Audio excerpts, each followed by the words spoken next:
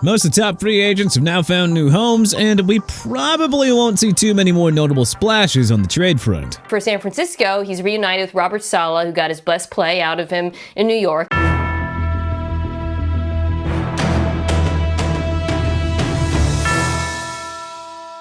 With all 32 rosters practically set, how about we dive into every NFL team's most underrated move of the 2025 offseason? Arizona Cardinals drafting Will Johnson. Johnson was considered the second-best quarterback prospect in the 2025 class behind two-way star Travis Hunter. Many expected Johnson to be a top 10 pick, but inexplicably, he fell down to the Cardinals in round 2 at number 47 overall. Arizona has not had a lights-out shutdown corner since prime Patrick Peterson. Well, now they got one in Johnson. Atlanta Falcons signing Leonard Floyd. After his release from the San Francisco 49ers, Floyd signed a one-year deal worth $10 million. That is some great value for a player who has recorded 8.5 sacks in 5 straight seasons. Between Lloyd, Jalen Walker, and James Pierce Jr., Atlanta's front seven figures to be a weakness no more. Baltimore Ravens drafting Mike Green. Like Will Johnson, Marshall edge rusher Mike Green was expected to be a first-round pick. His fallout of round 1 was a bit of a surprise, but it was even more stunning that he dropped to the Ravens so far down the board at number 59 overall in round 2. Green was a beast in his final season of college, tallying 17 sacks and 23 tackles for a loss. He'll easily fit into this blitz-happy Ravens defense and could push for double-digit sacks in year 1.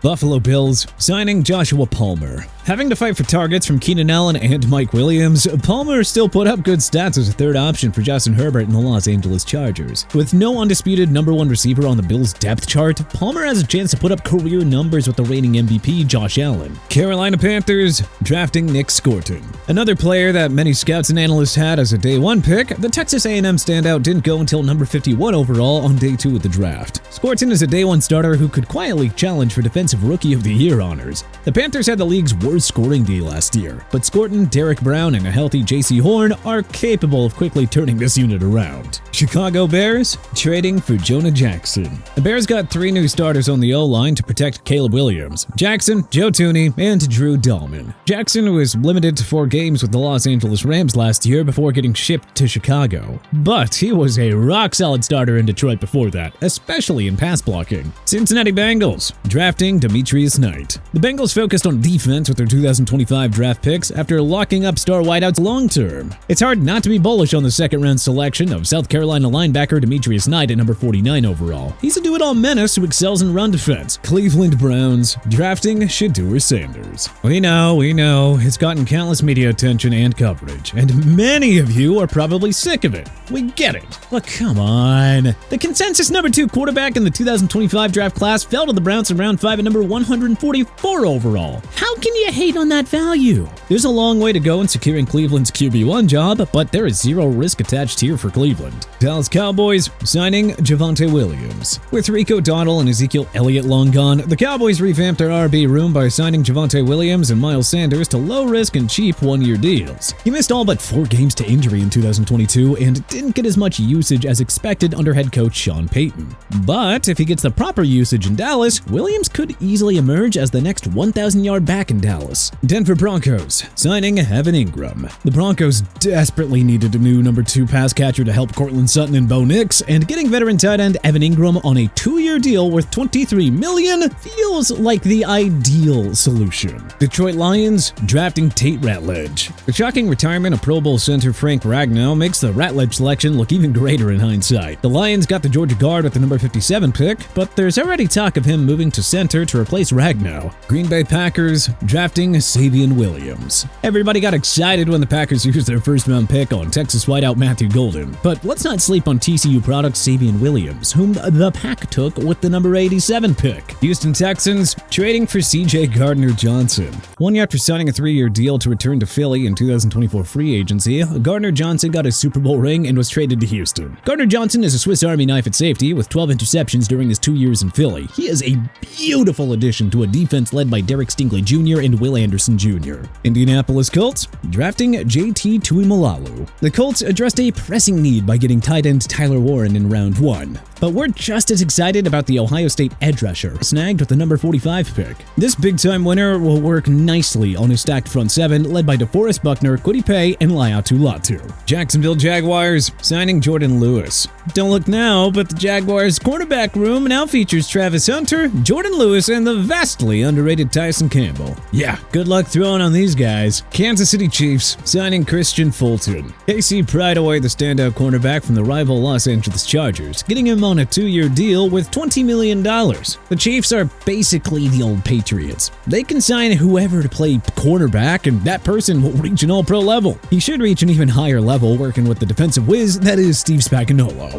Las Vegas Raiders signing Jeremy Chin. The veteran safety has never been a Pro Bowler or All-Pro, but he is one of football's most well-rounded defensive backs and promises to bolster the Raiders' D after signing a 2-year deal in free agency. He'll be welcomed with open arms by Pete Carroll, another defensive mastermind coach. Los Angeles Chargers bringing back Mike Williams. The Bolts brought back Williams after his unforgettable 2024 season split with the New York Jets and Pittsburgh Steelers. Remember, this is a 2-time 1,000-yard receiver who played at a Pro Bowl level when Justin Herbert was feeding him the ball. Los Angeles Rams drafting Terrence Ferguson. Ferguson never put up eye-popping numbers at Oregon, but the Rams are banking on his size and skill set here. The number 46 pick of 2025 feels like a natural fit in Sean McVay's offense. Miami Dolphins drafting Quinn Ewers. The Dolphins' record and defensive production without Tua Tagovailoa has been atrocious. He may have been a 7th-round pick, but Texas's Quinn Ewers is a big game player who could save the day if Mike McDaniel has to call upon him. Minnesota Vikings signing Javon Hargrave. Hargrave missed all but 3 games last season, and the cap-strapped 49ers got him to save valuable money. The Vikings then scooped up the 2-time Pro Bowler on a 2-year deal worth $30 million.